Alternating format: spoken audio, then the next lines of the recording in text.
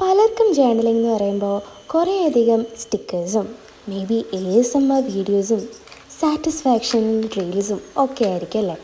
എന്നാൽ ശരിക്കും ജേർണലിംഗ് എന്ന് പറയുന്നത് കാണുമ്പോഴുള്ള സാറ്റിസ്ഫാക്ഷൻ മാത്രമല്ല, അത് നമ്മുടെ മനസ്സിലും കൂടിയുള്ള സാറ്റിസ്ഫാക്ഷനാണ്. ഞാൻ എൻ്റെ ചെറിയ കാലം മുതലേ തന്നെ ജേർണലിംഗ് ചെയ്യാൻ തുടങ്ങിയിട്ടുള്ള ഒരാളായിരുന്നു.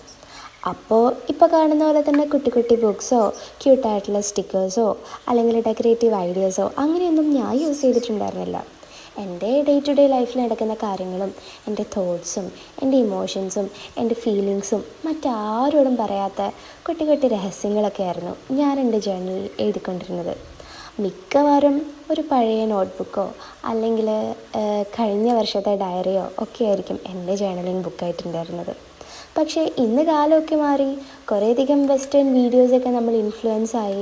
അതുകൊണ്ട് തന്നെ ജേർണലിനെ ഡെക്കറേറ്റ് ചെയ്തിട്ടും ക്രിയേറ്റീവായിട്ടും ചെയ്യാനുള്ള ഐഡിയാസ് നമ്മുടെ മുന്നിൽ വന്നു തുടങ്ങി. സോ ജേർണലിംഗ് എന്ന് പറയുന്നത് നമ്മളെ ശരിക്കും നമുക്ക് തന്നെ മനസ്സിലാക്കാൻ വേണ്ടിയിട്ടുള്ള ഒരു ബ്യൂട്ടിഫുൾ ആയിട്ടുള്ള മെത്തേഡാണ്. ജേർണലിംഗ് ചെയ്യുന്നതിലൂടെ നമ്മുടെ തോട്ട്സ് എന്താണെന്ന് നമുക്ക് ഐഡൻറ്റിഫൈ ചെയ്യാൻ പറ്റും.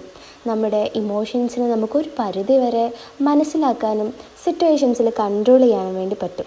ഇത് ചുമ്മാ പറയുന്നതല്ല കേട്ടോ, ഇതിന് കുറേ സയൻറ്റിഫിക് റീസൺസും അതുപോലെ തന്നെ സയൻറ്റിഫിക് സ്റ്റഡീസും ഉണ്ട്. സോ ആരും ഇനി ക്രിയേറ്റീവ് അല്ല എന്ന് പറഞ്ഞോ അല്ലെങ്കിൽ മതിയായിട്ടുള്ള സാധനങ്ങളില്ല എന്ന് പറഞ്ഞോ ഒന്നും ജേർണലിംഗ് ചെയ്യാതിരിക്കരുത്. At least try yourself and നിങ്ങൾക്ക് തോന്നുന്ന കാര്യങ്ങൾ മാത്രം എഴുതിയാൽ മതി, അല്ലെങ്കിൽ ഒരു ഡൂഡ്ലിംഗ് ചെയ്താൽ മതി. ഇപ്പോൾ ഈ വീഡിയോയിൽ തന്നെ ഞാൻ എനിക്ക് ചുറ്റും അവൈലബിൾ ആയിട്ടുള്ള കുഞ്ഞു കുഞ്ഞു കാര്യങ്ങളും അതുപോലെ തന്നെ ആരും ഉപയോഗിക്കാൻ സാധ്യതയില്ലാത്ത പല കാര്യങ്ങളും വെച്ചിട്ടാണ് ഇത് ഡെക്കറേറ്റ് ചെയ്തിട്ടുള്ളത്. ഇപ്പോൾ ഇത് കണ്ടില്ലേ, ഈ ഒരു ടേപ്പ് എന്ന് പറയുന്നത് എനിക്ക് വഴിയിൽ കിടന്ന് കിട്ടിയതാണ്. പക്ഷേ അതിനെക്കൊണ്ട് ഉപകാരമില്ല എന്ന് കാണുമ്പോൾ ഞാൻ തന്നെ എടുത്ത് മറിച്ച് മാറ്റി കളയുന്നുണ്ട്.